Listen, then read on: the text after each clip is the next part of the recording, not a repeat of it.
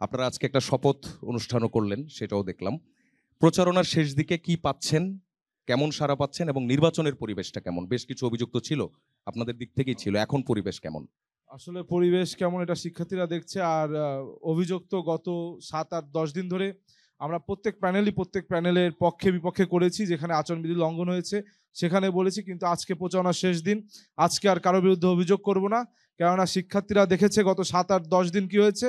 আমার বিশ্বাস ৯ সেপ্টেম্বর ব্যালটের মাধ্যমে তারা এই সব কিছুর জবাব দিবে। এইজন্য আজকে শেষ দিন আর অভিযোগ করব না। কেননা আমরা বিশ্বাস করি শেষ ভালো যার সব ভালো তার।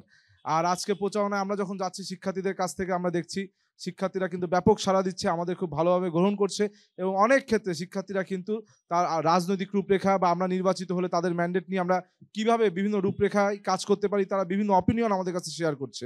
এছাড়া আমরা আমাদের যে ইশতেহার তুলে ধরেছি সেই ইশতেহারও কিন্তু ওয়েল অ্যাকসেপ্টেড হয়েছে। বিশেষ করে আমাদের ইশতেহারে দেখেন প্রত্যেকের ইশতেহারে কমন কিছু ইস্যু আছে, কারণ কি এই সমস্যাগুলো কিন্তু একদম কমন, সেটা আমরা সব প্যানেলেই জানি। কিন্তু কিছু কিছু বিষয় আমরা যেমন আপনি জানেন যে আমি ব্যক্তিগতভাবেও কিন্তু আমরা এই ইশতেহার একটু বিলম্বিতভাবে দিয়েছি। ইশতেহারের পূর্বেই আমরা কিন্তু বিভিন্ন হলে শিক্ষার্থীদের কাছে গিয়েছি।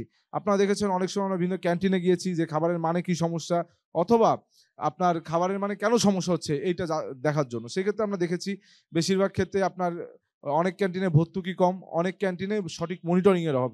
সেই ক্ষেত্রে কিন্তু আমরা শিক্ষার্থীদের বলেছি যে আমরা নির্বাচিত হলে শিক্ষার্থীদের ম্যান্ডেট নিয়ে সেক্ষেত্রে আমরা একটি সঠিক মনিটরিং সেল যেন তারা সঠিকভাবে মনিটরিং করে এবং যেই স্থানে ভর্তুকির প্রয়োজন সেই স্থানে ভর্তুকি দিয়ে খাবারের মান, পুষ্টিকর মানগুলো ভালো করব।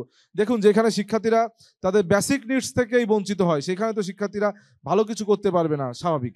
এই জন্য আমরা চাই প্রথমেই প্রাথমিকভাবেই আমরা কোনো মুখরোচক ইশতেহার দিব না। মুখরোচক ইশতেহারের মাধ্যমে শিক্ষার্থীদের দেখাবো না আমরা এই করব ওই করব।